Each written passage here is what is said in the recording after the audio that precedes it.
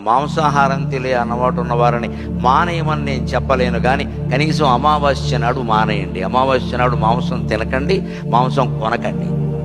అమావాస్య నాడు ప్రతి జీవిలోనూ శక్తి తక్కువగా ఉంటుంది, మనిషిలో కూడా. అందుకే అమావాస్య నాడు ఏదో ఇంట్లో పనులు చేసుకుని ఉంటారు తప్పితే ప్రత్యేకించి పెద్ద పెద్ద కార్యక్రమాలు పెట్టుకుని ప్రయాణాలు కూడా అమావాస్య నాడు చేయాలి. నీకు ఇంకేం దొరకలేదా, గొడ్డ అమావాస్య దొరికిందా అంటారు.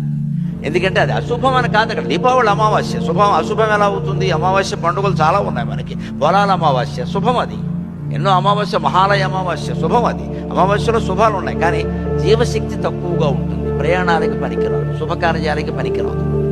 శుభకార్యం అంటే ఇంట్లో బోళ్ళు హడావిడి. నువ్వు అమావాస్య నాడు జీవశక్తి తక్కువగా ఉంటుంది, ఎలా చేస్తావు? అవి 2 సార్లు తిరిగేసరికి పడిపోతావు, నీరసం వచ్చి. అమావాస్య నాడు ప్రతి జీవి సన్నగా, జీవశక్తి తక్కువ. అందుకే ఆ రోజు చంపితే తొందరగా చచ్చిపోతుంది అది. అందుకని ఆ రోజుకి వాటికి ప్రాణం కాపాడుకునే అవకాశం ఇవ్వండి అని చెప్పడానికి ప్రాచీన ధర్మశాస్త్రంలో అమావాస్య నాడు మాంసాహారం నిషేధం చేసింది. దాన్ని పాటి